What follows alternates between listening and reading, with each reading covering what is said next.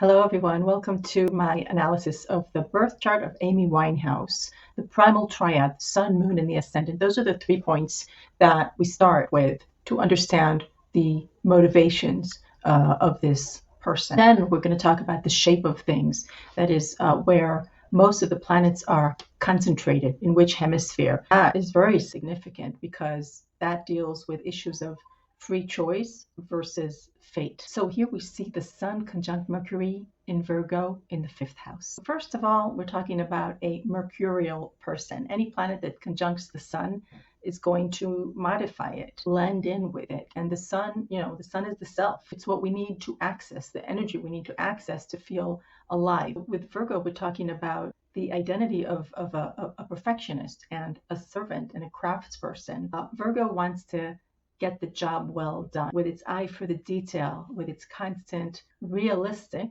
Virgo is an earth sign, assessment of what it's doing. Virgo is constantly going to perfect its craft. Virgo is prone to seeing what's wrong with everything because they want to make it better. There's quite a few interviews that I saw where Amy Winehouse said, even after her great album came out, Back to Black, she was so young, and she said, no, I'm not stopping now. I'm going to continue working till the day I die. I'm going to continue singing and writing songs. And that's very Virgoan. Now, Mercury here is very strong because it's comfortable in Virgo. Amy is a very mercurial person, because Mercury conjuncts her Sun, and it's also the ruler of her chart because the Ascendant is Gemini. Gemini and Virgo are both ruled by Mercury. So, singer-songwriter is like plastered all over her chart and her persona. Now, Mercury is our communication function. Wherever Mercury lies in our chart, that's the context. The houses are the context. So where are we going to voice ourselves? 5th house.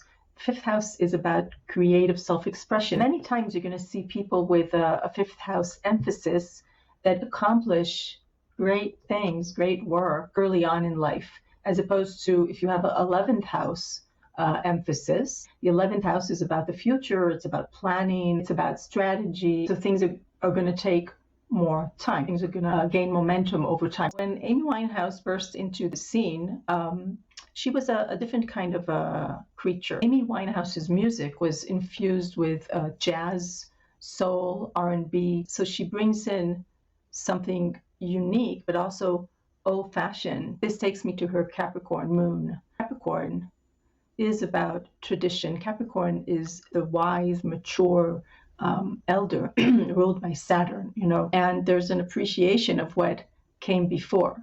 If you think of the sign that comes after Capricorn, Aquarius, that's the rebel. That's about the future and breaking free from tradition or convention, which she also was. We'll see that when we look at her at the chart behind the chart. But Moon in Capricorn, and if we think of the moon as our reigning need, the average mood over a lifetime, there was something serious, melancholy about her music. We tend to think of Capricorn as the achiever, and they are, but Capricorn is both the bottom of the mountain and the top of the mountain.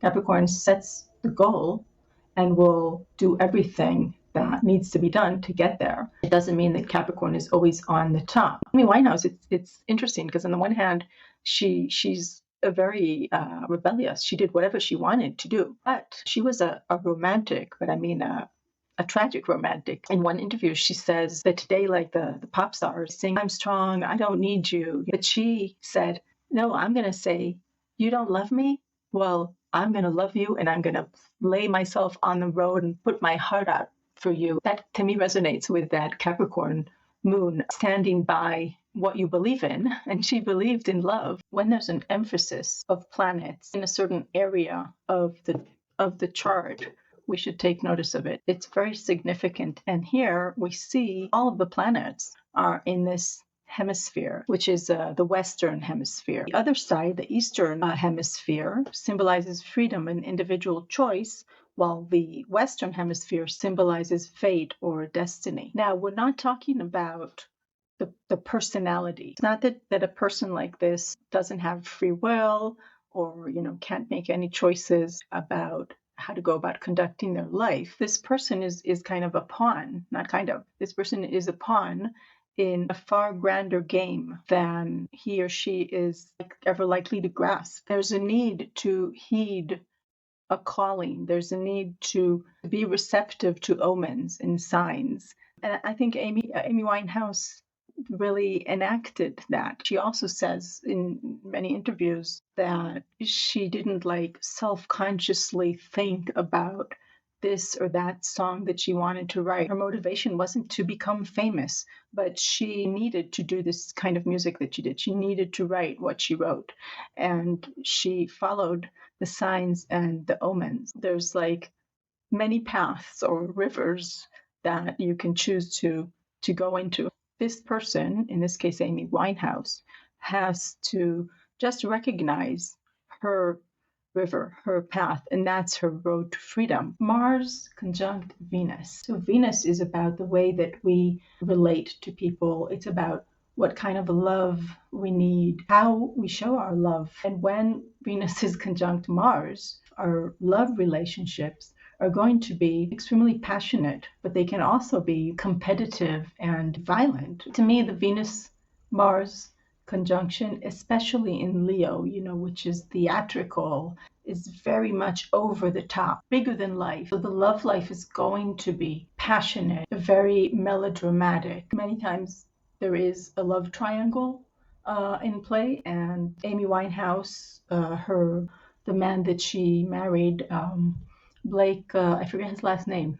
Blake, we'll look it up soon. She was crazy in love with him. And then after 7 or 8 months, he left her and went back to his ex-girlfriend. So you see the triangle. Then they got back together again after she put out Back to Black, and they married. And I am itching to look at the South Node in the 7th house, a person who karmically feels that, if they're not in a relationship, they don't have an identity. That's the karma. That's part of the karma. When Amy Winehouse came out with her debut album, transiting Pluto was exactly conjunct Amy's descendant, and Pluto is going to be there till her dying day. I'm going to explore what happened when it hit her south node. When Pluto hits one of your nodes, stand back, because karma is breaking. And it was traveling there, hitting her whole karmic complex throughout her, pretty short career, 7-year span. Thank you, and I'll see you later.